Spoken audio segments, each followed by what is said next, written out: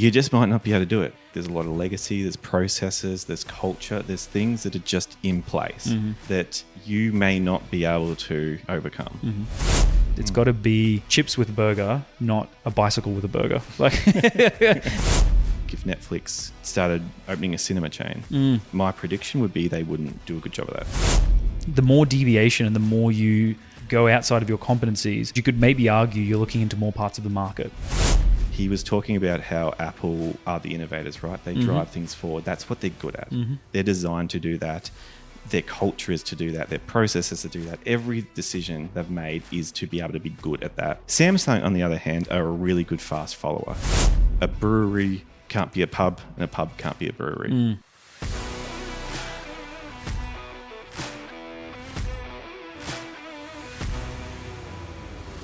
Hello and welcome to Season 3 of the Push Podcast. My name's Jack Ferguson, an experienced brand strategist with a science background. I've worked in marketing for 15 years, have held numerous internal senior roles spanning national and international brands, and now I work as a consultant. In my career, I've worked across 25 industries and helped increase client and employer revenue by over $40 million. I will be your host.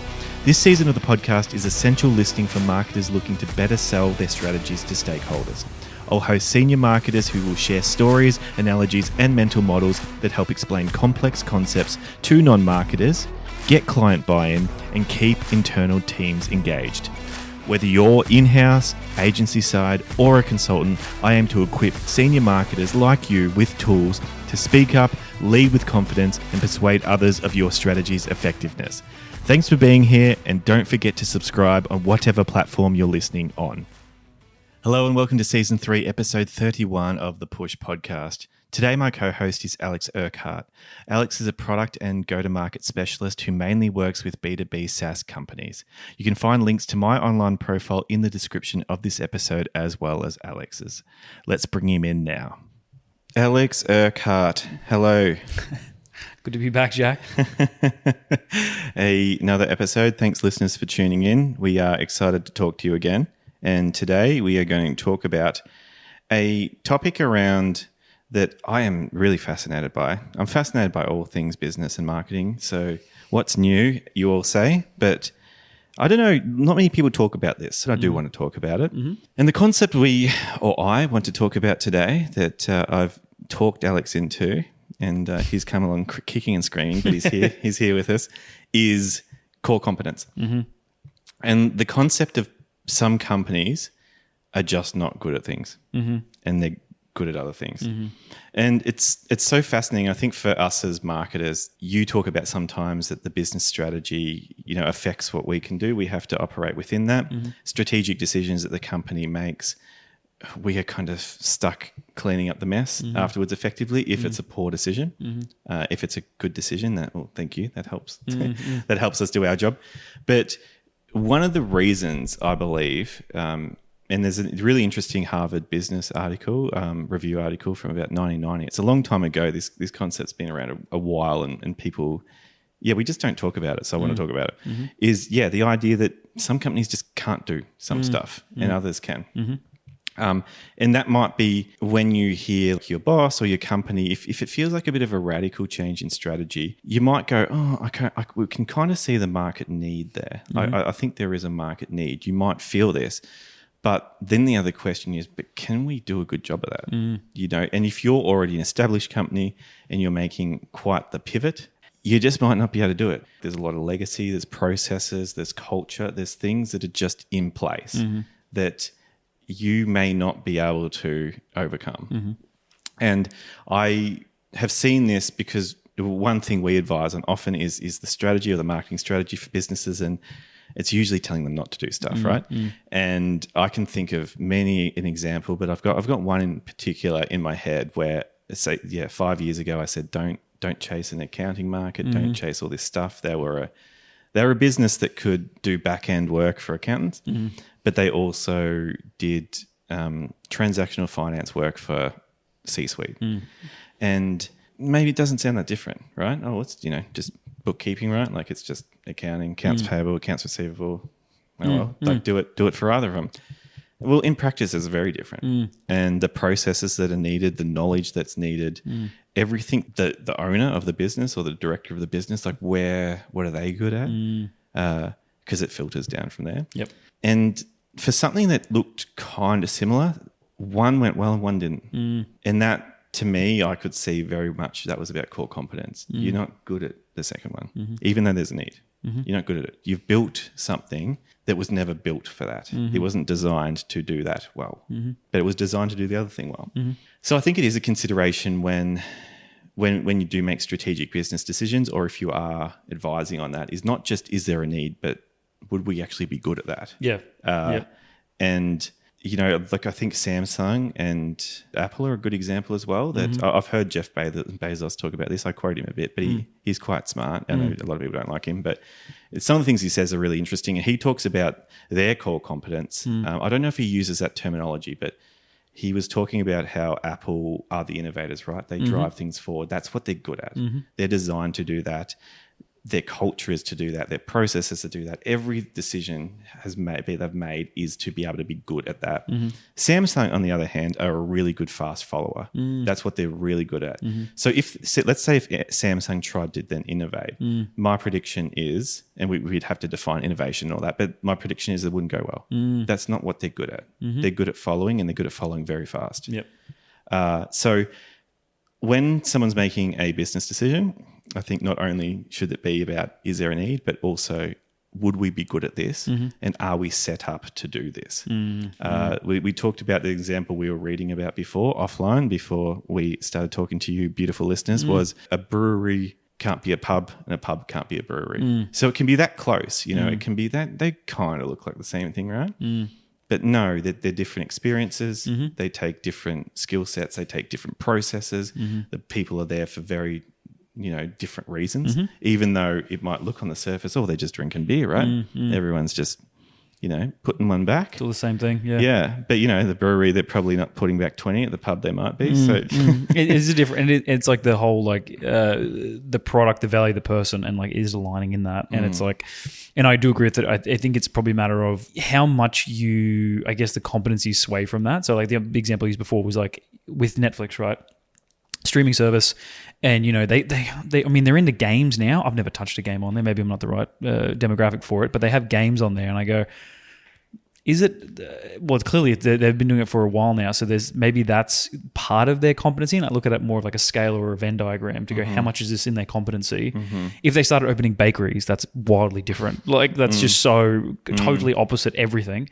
And I mean, I don't know, maybe people buy a Netflix bakery, I don't know, but it's so far off there. And yeah, to your point, it's like the internal processes, the skills you've hired, the culture that's in there, the available resources, the leadership, it all has to fit together. And I think on that one there too, but Netflix did it with the production. And I think that made from a strategic sense that obviously they were paying all this money for the rights of these shows and movies. And they're like, well, they're one of the FANG companies. They've got that much money, billions and billions of dollars. Let's just make our own stuff. So I think that was more of a process innovation where they started making their own company, their own movies, and then huge investment. But I would say the more deviation and the more you go outside of your competencies, which you could maybe argue you're looking into more parts of the market. So you're looking at, and with high risk comes high return. So I feel like that was a hugely risky thing for them. A $1 billion company, a $500 billion company that sacrifices $2 billion, maybe not that risky. It's 4% of your revenue. So maybe that was worthwhile. But I mean, that sort of, it's still in the same, and I use the word flavor a lot because it's sort of like chocolate ice cream with peanuts on top. It's sort of complementary in that same one. But if you did chocolate ice cream with pepperoni, it's like two very different things that end up making everything worse. So yeah, I think when it comes to those, is it adjacent? Is it complementary? Does it fit in together? And there was one I use a lot of B2B software companies do play with services. Pretty much every company I've ever tried to help has dabbled in that at some point. And what I mean by that is the whole point of a business in general. Again, you take the product, take everything aside. You're in the market to serve a need for the customer. And software, I always say, is a tool to get an outcome. Your tool, if they could get the outcome without your tool, they would. And many people do. So it's like what is the thing they want. And for example, there was ones with helping for a social impact for these large organizations. So you take Telstra, they're doing a DEI strategy about their diversity and inclusion. How do they create a plan? How do they manage that plan? They sold the software, but before they can get to the software, you have to make the plan. So they do things like, well, should we get involved with making plans? The sake of some of their plans, and to your point, their core competencies, one of them had made those plans in the past. So it was aligned. And they said, well, yeah, we'll start doing that. We'll start writing your plan for X dollars. And then if you use our software, we'll give you a discount on the services. That was all very aligned. It made total sense. But there's other ones where another company I work for who did engineering drawing management for these large companies. It was like, hey, same thing again. We'll use your software, but our drawing processes are not good. And we need an entire, drawing standard done. And for those who've done, it's quite complex, and it is a huge document that needs to be aligned with all these stakeholders and costs a lot of money. I'm talking like 50 grand more. And you need to hire 2 or 3 people to be focused on that. And the software was a fraction of that price. So you spend all this money and hire all these people, develop all this competency to get this little outcome. And so to me, I said that wasn't aligned. And they tried it a couple of times, but see, I think it's got to be aligned to the one both financially, culturally, product-wise, market-wise, person-wise. It's got to be, chips with a burger, not a bicycle with a burger. Like it's got to be like.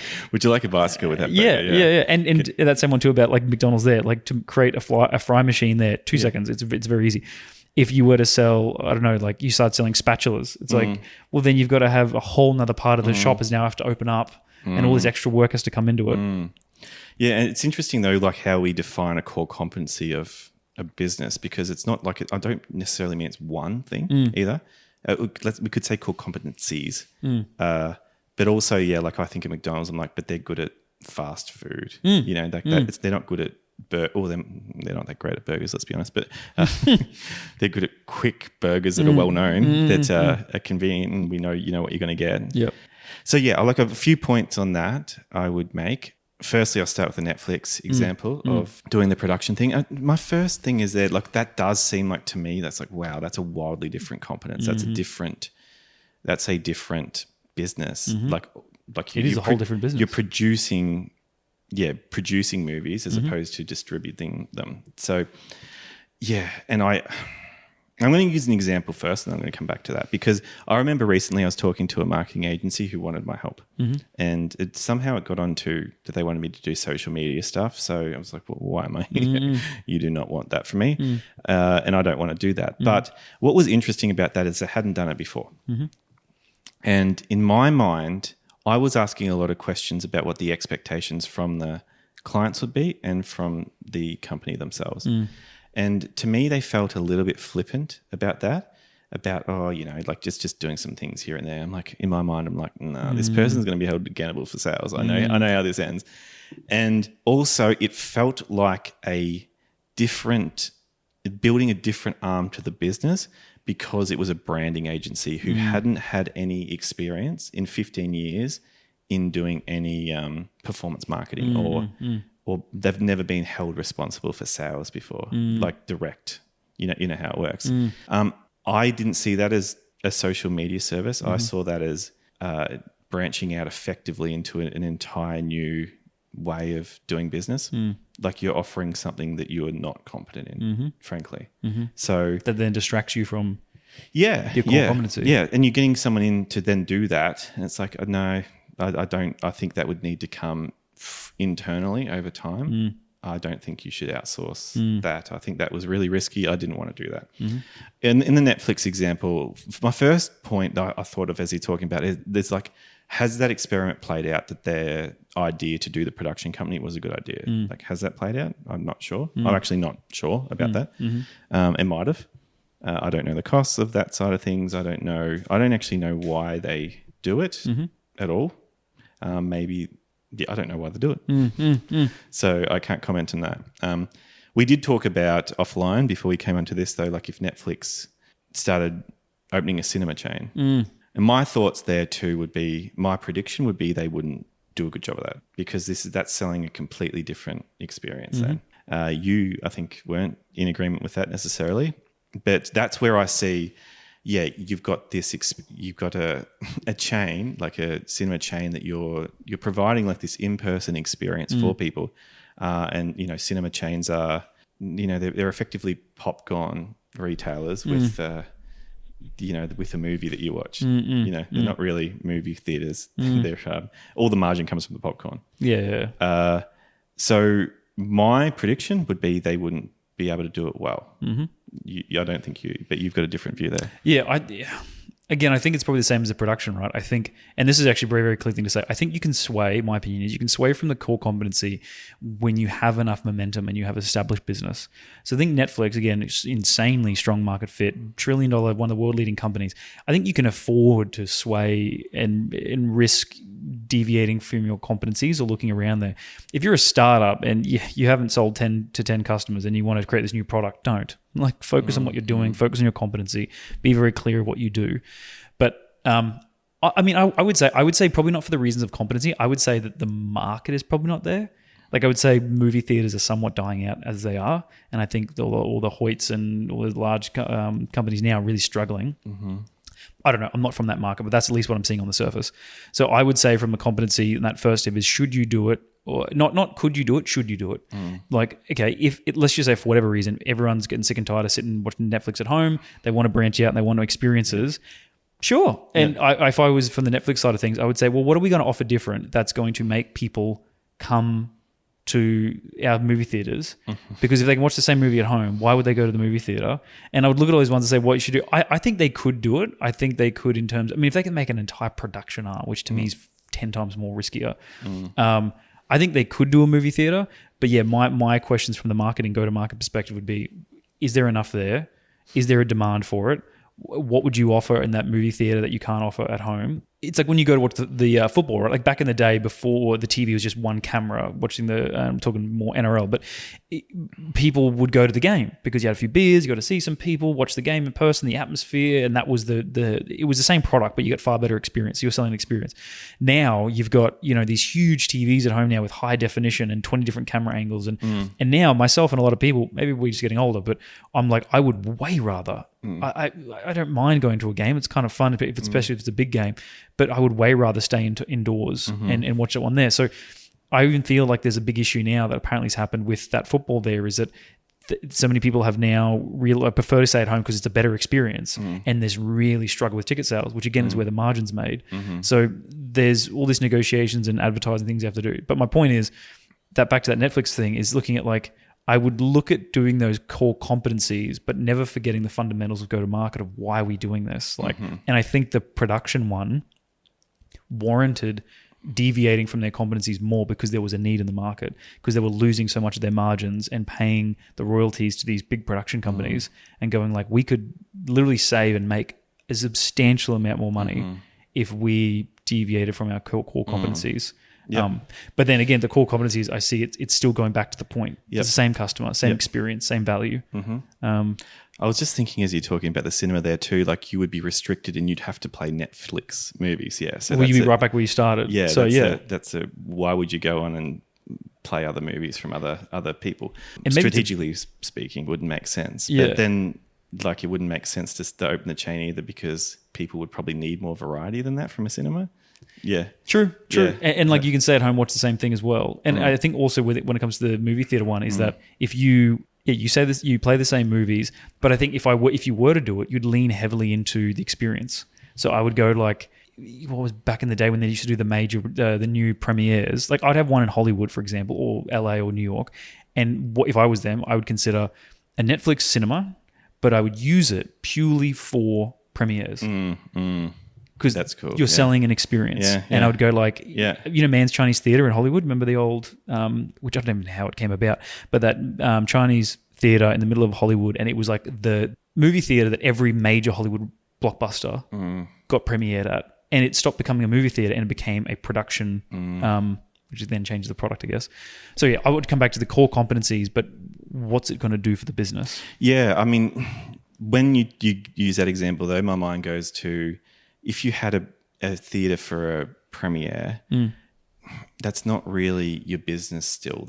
You're not getting into another business. I'd say that's a promotional choice.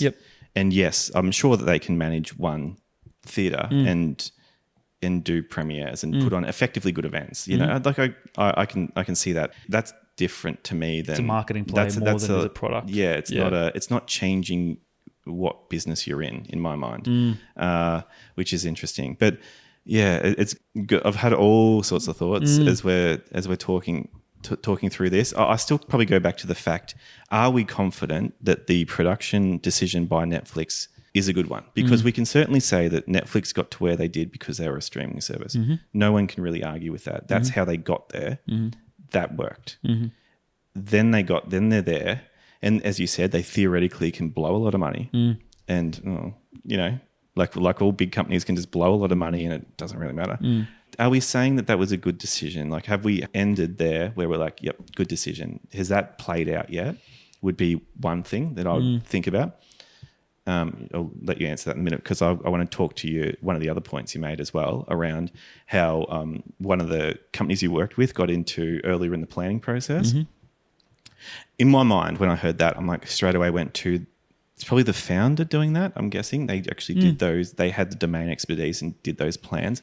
And a founder early on in a company can, I think, maybe justify that. And that might be what they need to do to win a few contracts here and there. I just wonder when it gets to 50 people, whether that would still be doable, whether that pivot would be doable at that point. So I can see, like, to me, that's a bit more like a founder just doing what they need to do, just to get things over the line, get something over the line. I don't think it would be effective in a 50-person company. Would be what I'd say to that. But yeah, feel free to respond. Like, I'm really, I don't know, I'm really on that point about, are we convinced that Netflix's decision to go into production is, if it's a good business decision or not, is what I'm kind of referring to. Yeah. I mean, I think in terms of supply chain and margins, I think yes, absolutely. I think whether it's because they deviated into that one, whether it's good or not, is that, like, I think there's movies like, so Stranger Things, this is for Netflix, Stranger Things, Ozark, House of Cards, a couple of shows. They're all Netflix. They're all shit. Netflix. Okay. So yeah, this is one. I might shut up then. But I think there's ones who, like, when they do nail it, like, again, you own the whole margin. There is no fat in that because you own the whole supply chain. So you've done very well. I mean, zooming out at a macro effect, I think there's some issues there around terms of, you know, I think writers, and they've seen a lot of issues in the last couple of years with writer strikes and stuff like that, that the person, same as Spotify, the person who gets squeezed is the artist. So there's issues there in that sense. But as their business, like, they then take back all those margins, they get rid of all the fat, but then it comes down to more of, well, then you need to make sure you don't drop the bat because you've just taken business from people who've been doing this for, frankly, 150 years, these production companies, some of them, and then you're moving in a house. So you've got to figure out a way to keep that high value in there. And yeah, I think things like, again, I think some ridiculous thing about Stranger Things is, like, majority of their margin or majority of a huge chunk of their revenue came from them because it was so popular and it did so well. And House of Cards was the first Netflix produced show. And that was how they pioneered it, because they went, if we're going to do this, we need to make it top class. And they got a very good writer, which is a good show. And then Kevin Spacey, who's now not doing well, but he was a huge name, and like they were just like, we're not going to half-ass this. We're not going to get B-grade actors. We need A-grade actors, A-grade writers, insane amount of investment. And it worked. I think everyone went, oh crap, this actually does work. Again, it comes down to the competency, technical side, supply chain, successful. It's a matter of, can they, and to your point, them being writers, that's not their competency, and them being, because they were tech people, writers, producers, huge deviation, but to the same product. Yeah. I wonder how they did it now, because I don't actually know how they did it either, whether they actually bought out an existing production company and plugged that in or built it from scratch, but they still would have had to have, whoever you got in to do that would have been. But huge risk, huge return. Like if I was in the boardroom, like you're like, Christ, that is huge. We're changing our entire business model. But the reward being, hey, you want to improve margins? We can win another we can win another 1 million subscribers, which is very difficult. Or we can take back 30% of our margin by just doing it ourselves. And that's long term. Yeah. No. Well, okay. Interesting. I think you've almost trumped me there. Right. I feel a little stuck with my argument. But yeah, I getting personal. I wonder how they did it. Like whether they are they white labeling as well? Like did they actually build a production arm, or what they do? I don't know what they That's did. a good point. If any listeners, feel free to let us know. Please let us know, because Flex, please send us a message. Jack at bethepush.com, and this is you say your email address and can let us know, or tell us on social media what actually happened, because I'm really interested now in what actually happened with how they did it. But they also did a pilot, so that's interesting as well. They tested on a small scale. Interesting, There's interesting stuff with it, and this is where, again, I keep harping on about this, but this is a whole, like, in my opinion, what real growth marketing is, because it's performance marketing, which is like optimizing your ads, but growth marketing in terms of the strategy is where this sort of competency stuff comes into it. And an example uses the charity I work for, the Orange Sky Laundry. So they do the vans, they do the laundry service, and they looked at heaps of investment, and they were like, how do we branch out, right? And the trouble thing with a charity is when you get more donations, you have to spend it quickly. You have to translate it into impact quickly, because you can't save it up investment. You're a non-profit, and it looks very bad. So it's kind of, it was a very interesting scenario because they had an issue of their own success. They had a lot of great donations during COVID, of all things. So one thing they said in the core competency was, where can we branch out? We just keep making more vans and keep doing stuff, or with the idea of build a laundromat. It's like, well, let's build one where we're at right now. Financially, it made sense. We could do something like 5 to 6 times the amount of laundry loads. There's all these things you could happen. But again, we weren't laundromat people. So we developed this structure and this internal team, and they had the foresight to do this really well. And I was very lucky to be part of it. But it was called Team Delta. But they talk about the idea of how do you, like, you take all these ideas, and same with Netflix and all this stuff. I'm sure every company has a billion ideas. But what do we have a try this? Well, what's going to indicate that's going to work? Mathematically, without spending any money, can we do the sums to go, is this worth our time? Do we have any evidence to show it's worth our time? And then what is a viable, minimal viable test? What can we do to check if it's going to work? And thankfully, we had a guy who was getting rid of his laundromat in Adelaide, and he was in a great spot, and he was just like, I've been doing it for years, I'm over it, I'm tired, I don't have the money to reinvest and ramp it up again. So we had an investor that helped us, a donor that invested into it. We got all new laundromats, made it all hands-free, did it all really, really good, and it worked amazingly. Like thousands of dollars of profit, which then turned into, we use that money to fuel other services. And I think they've now opened up a couple more laundromats. And so it was this whole, like, back to our point again, your competency is, in my opinion, you're focused on the customer need, and what else around that bubble or that nucleus can support that as a business or as a customer. I got a couple of questions. So listeners, this episode's probably going to be a long one. But why do you think that organization, you were able to do that so well? I'm really curious. And B, maybe even a harder question. Where would the line have been where it's like, oh, if we tried to do this, I think that would have been a step too far? Two good questions. One was, in the same, I think I've used this for every answer, leadership. The leadership team got it, the board got it, and the board trusted it and said, what made it so well is that they identified we have to do something. Like if we keep operating what we are, it's not going to work. We're getting more donor, we have to activate it faster. We have to think outside the box. And the board and the leadership team said, we're willing to upfront that risk. We're willing to try something different around our competencies, around our area. And they were very good. Like I said, like, this is the amount of money we're going to test. And with every idea that if we're not going to win something, if we're not going to make it work, we want to learn. So at the end of the day, we're going to get something out of this. It was driven from the top down. It was supported from the top down, and it was stage gated from the top down. So when we went through those different stages, they validated it. And second question? So I'm going to stay on that question though, because that doesn't, to me in my mind, that doesn't tell me though why you were good at it. That just says that you were prepared to give it a go. Oh, sorry, you mean the laundromat? Yeah. Oh, sorry, particular. Yeah. So why was that organization good at opening a laundromat? You hadn't done it before. Why were you good at that? I think probably a couple of things. One, the brand affiliation was very strong. Like the brand was already huge. So when we had things like advertising or talked about it, people instantly were like, I know who these guys are. I think it was closely affiliated. Like it was like we were still providing that same need to people. And I think that what we're good at is that we treated it the same rollout as we did a van. Okay, then I have another question then. Yep. So how different was it to what you were already doing? It was different because it was commercially driven. Part of it was commercially driven. So it was different because back in the day, for example, you find a location where there is a need in the community for laundry services, and you bring a van out there and you sort of test it. This one was very dynamic. If that didn't work, you could pull the van, put it somewhere else. The laundromat was you had to do a lease of at least 12 months, and it was a fixed location that was always open. And so instead of running a shift with a leader and it was all the same process, it was an always on fixed location. There was things like there was heaps of hurdles that we had to figure out along the way. Like security was huge in the end. You have a 24-hour laundromat, so you had to do automatic locking doors, security cameras. Cleaning was a huge one. I don't know how often a laundromat needed to be cleaned. A lot. Lint filters 2 or 3, like twice a day. So I think it did well because from a cultural perspective, the company was good at adapting. They weren't so hard. You said about Apple. They weren't like, this is what we do. We don't deviate. They were very good. One of their core values is having a crack. And it was like, we've never opened a laundromat, but let's figure it out.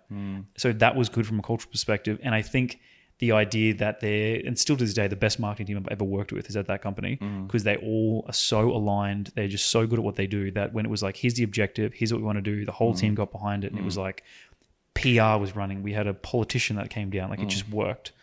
And then also from a product perspective, we already had the product available. Yes. So the laundry mats were already there. We knew how to service them. We knew how to set them up. Yeah. And it was all already automated. You're not starting from scratch. Yeah. Yeah. I just, and sorry to keep squeezing, but it's like you have that culture of have a crack, right? But things that you would have had a crack at wouldn't have worked. Heaps of things. And it's like, why this one? Well, it's kind of funny because I think using that framework, we tested and we validated the steps leading up to it. And we sort of went like, we didn't just go, open the laundromat, let's see what happens. It was like, we looked at the financials, we looked at what was possible, we looked at the need there. We had the numbers of the previous years for the laundromat to see the traffic. And we had indicators to say during COVID it dipped, but we're coming out of COVID at that point. So we had all these indicators that I think we tried to de-risk it. But there were other things. That doesn't say why you're good at offering that service though. Well, as far as purely just laundry service, I guess the reason we're good at because we'd done 1 million laundry loads before that. There you go. There's the answer. We've done laundry was their bag. Yeah, was everything they did. Yeah. So, which is kind of funny because the company even stands behind the whole point of what they're actually selling is it's not they don't say they do laundry, they do connections. Because the whole point of the company was they started doing these laundry loads for people suffering from homelessness, and it turned into whilst the laundry is going, it takes 45 minutes to run a full laundry load from go to work, that they ended up sitting down with these people and chatting to them. And these people went through awful times. And they said people kept coming back, not because of, or partly because of laundry, but because they want to talk to the team. So that was that they said that's what they were really selling or providing. But it was because, we had one of our major sponsors was LG. So we had laundromats very quickly. We got them set up very quickly. We had a team of people who service the laundromats readily available. Like we had a lot of the production there. But did you provide the connection in the physical laundromat? Well, this is what was new is that we'd never done commercial laundry before, and we're never new to that. But we did. We ran it the same way that we run a van. You do weekly shifts, and so for 2 hours, I think it was like on a Monday, and we tried to make it a win-win. So like between 8 and 10 in the morning, I think it was, maybe even less than that. But between like 6 and 8 in the morning, 8 and 10 in the morning. Free laundry. And so we couldn't discriminate. When someone walks in, we can't be like, well, you're not suffering too much, so you got to pay. It was just like, fuck it. Between these times, if you need free laundry, you get it for free. And you get as many as you want. And so we ran it the same way as a shift. So the same thing again, people would come down there, there'd be chairs would be set out. They would chat. Sometimes people would bring like sponsor with food and stuff and come along. So we treated it in those areas the same as the core competency. But it was never running a commercial laundromat, which ended in some sort of issues too, because some people, when we rolled it in part of the thing, were kind of like, well, I'm not here to run a financial business. Like, I'm not here. This is not my skill set. I don't want to do this. But then that was the organization's point to go, well, do we want to continue this? And the answer was yes. Because usually if you run one of these ones, it costs, I think, whatever it was, like a year, like a lot of money to build the thing, then all the overheads to run it as well. Whereas this was the only asset that paid for itself and made a profit. So it was very interesting to go, it just comes back to risk return, right? Like your competencies, how far do you think you can do it versus is it going to be worth if we deviate off this? Yeah. Okay. That's fascinating. That's a great example for it. But then there's the second question, because I've asked a number of follow-up questions to the first one. Where would the line have been where you think you could have tried something that would have been too far outside the competency? In general, for the thing, well, there was things we tried and didn't work, and this is the same. We documented it all and teach and do it the learnings to everyone. So some of them that didn't work were, we looked at NDIS was one of them. So there's a service in the NDIS is laundry services. So we're like, oh, we already service some of these people anyway. Why don't we create an NDIS arm of the business and we will do delivery to it? And one of them was that like most of these people couldn't leave their house. But then we're like, that's not really our competency, right? Our competency is we sit and we talk to them. But then the whole point was it was financially wouldn't have worked. It was too expensive. To just go around to individual houses. We had to hire a full-time driver to drive all the houses, pick up all the washing, and the money they made off that wouldn't have paid for that person, which meant the donor money had to be siphoned into this, which was not going to be nice for like anyone. There was other ones that we did camping spots. We looked at, because then we looked at like, can we commercialize laundry services? So laundromat was one of them. The other one was, do we set up a laundromat with inside of a university and their thing there? And we just say, hey, you guys stop buying expensive machines. We'll give it to you and you can do it on top of that. It turned out that it financially didn't make sense. And it was and they made a lot of their money from those services. The other one was holiday parks. We tried to do, which we did one for a break of it, but we had to set it up there. Made sense, and we got a lot of free advertising from that. We made some money off it, but because the pod we had set up or the van we had set up, it just cost a lot, and you need someone managing it. So when it ran low on suds, when it needed more batteries, when it needed more power plugged into it, it got very complicated. So we put that down to say, okay, you need a fixed set and certainty of traffic and certainty of maintenance. So then the other ones we put aside. I mean, there was a bunch of others we did too. Courses we tried to do. Courses sounds way outside to me. Like that's my first instinct, yeah. Well, it's kind of funny because they did so good in what they do. They had a lot of other smaller up-and-coming non-profit organizations that asked them all the time. Like, can we talk to you for half an hour? We want to get your advice. And that's lovely. And they did provide it, but it got to the point where there were dozens and dozens and dozens. And we're like, our founders can't talk to this many people. We need them here. And so we thought, well, how about instead, there's clearly a market need here. Why don't we do a semi-year course university on how to get this up and running and how to solve this donors problems, all these things. Made sense. Market wasn't ready for it. Like these are people who are just starting from the ground up and need more of a mentor than a university. So that didn't work, well, to an extent. There were like heaps of things, but it was all the different, not just, are we competent enough to do this, but is it financially sustainable? Can we maintain this? Do we have to upskill and hire new people to do this? Cool. Go donate to Orange Sky, anyone listening?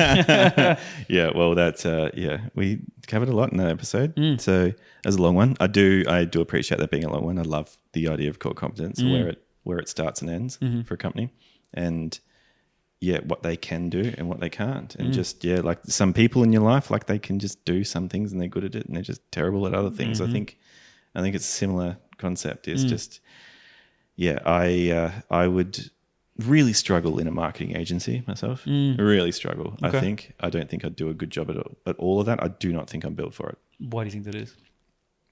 Very tactical, a lot of context switching across different clients, a lot of really like behavioral metric focused stuff, so clicks and conversions and this type of thing. It would be a lot of selling a lot of things I don't believe in. But probably more that's more a value judgment, but more the competence is the context switching that I'm not good at, and I don't think I'll ever be great at it. And I'm not big on tools, so the people in an agency, they're really good at a couple of tools. I'm not good at the tools. Okay. Right. Like I'm not good at getting in the tools and learning everything about it. I'm not good at that. And that's a lot of context switching, because click to this, click to that. There's a lot of, Facebook Business Manager, like there's kind of no end. And Google Analytics, like all these things there's just more to learn, right? It doesn't interest me, and I'm not great at that.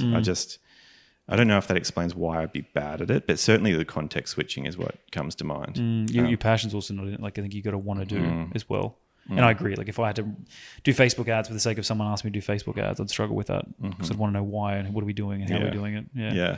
Cool. Core competence. What is your business good at? Where what else could they do when you're making strategic decisions, but don't just look for a gap. In my mind, look for whether you'd be good at filling that gap. And whether the company and the processes and the legacy and the competence of it is set up to do a good job of that. Fascinating to me. I really like this topic. I do too. If you can't tell. Because it all comes down, right? And back to the point come from a couple of episodes ago, I think it makes the marketing so much easier. If the whole company's aligned, if the competency all makes sense, if everyone's targeting as opposed to go sell pots and pans if you're McDonald's, like, god damn. Good to talk to you, Alex. You too, Talk mate. to you next episode. See ya. Bye.